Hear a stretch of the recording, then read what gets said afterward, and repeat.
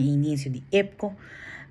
Nos trata diferente tópico muito interessante. Nós abrimos dia com uma apresentação de Raad van State, que na elaborar riba ng trabalho ng também processo ng interno que toma lugar e aspecto de geschillenregeling seguro a queda getouched e nós trata é parte de climate change. Apresentação hopi extenso, amplo de parte de Raad van State, caminda e representante de Raad van State de Aruba, Curaçao e Sint Maarten, assim tremendo apresentação ao Inta. Depois disso aqui, me tem que nós trata e relação de reino, pelo que trata futuro, nós para riba diferente emoções que tem passado que da apresentar caminda e relação aqui tá agora poni body nessa body loop que tem agora cambiar que tem deficiência no momento na aqui e no mesmo momento claro tá para que tu ne parte de geschillenregeling puta algo que tá hopi anya também tá papiando de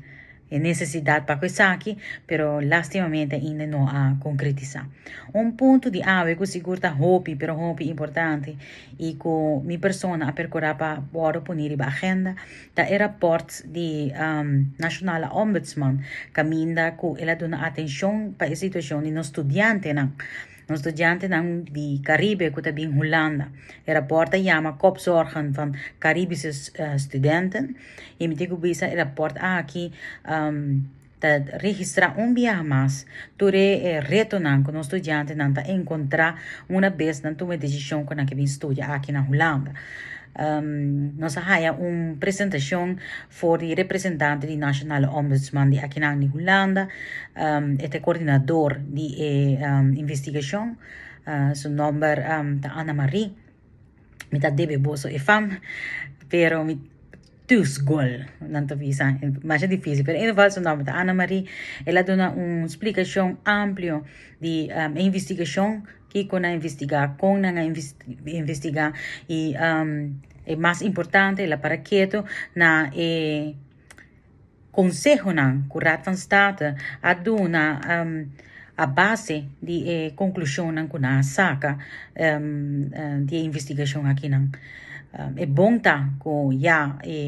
rapporta que eu vou apresentar na diferente stakeholder seguro na ministra na de ensinança de todo o país na e que já acaba diferente step na acordo